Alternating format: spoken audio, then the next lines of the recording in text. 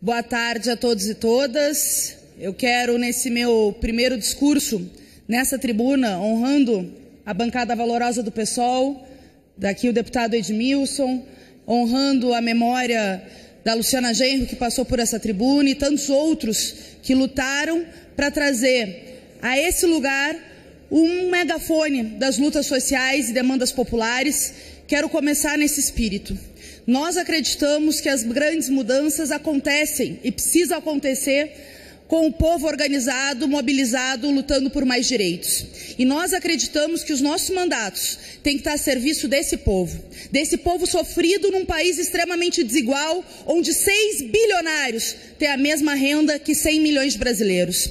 Nesse país extremamente desigual, que lucros e dividendos não são tributados, enquanto a classe trabalhadora, a classe média e os assalariados penam, pagando proporcionalmente mais impostos que os ricos. Nesse país tão desigual, que um parlamentar federal chega a ganhar 30 vezes a mais do que um salário básico de uma professora que enfrenta as nossas salas superlotadas e o desmonte da educação pública. Para nós, que enxergamos nosso mandato como um megafone, não é possível começar o primeiro discurso sem falar das vítimas de Brumadinho. Querido Edmilson, 134 pessoas já encontradas, mortas, infelizmente, e ainda centenas de desaparecidos num verdadeiro crime ambiental e humanitário, promovido mais uma vez pela ausência de fiscalização, pela ausência de controle público e em decorrência dessa vergonhosa privatização da Vale. Nós não esquecemos as 19 vítimas de Mariana, nós não esquecemos os danos irreparáveis ao meio ambiente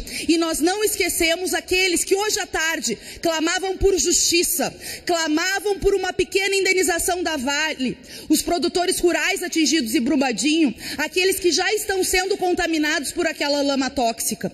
E, infelizmente, a audiência ocorrida agora em Minas Gerais terminou sem acordo porque a Vale se recusa a indenizar essas pessoas.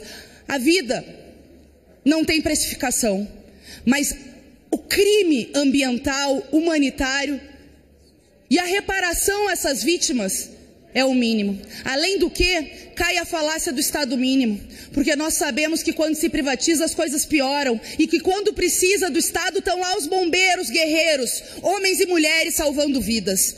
Então, essa homenagem a Brumadinho e essa luta nossa aqui da bancada, assim como o compromisso de a cada dia, a cada segundo do meu mandato, usar a tribuna para exigir justiça para Marielle Franco e o Anderson Gomes, brutalmente assassinados em 14 de março de 2018 no Rio de Janeiro, e ainda hoje sem respostas desse crime.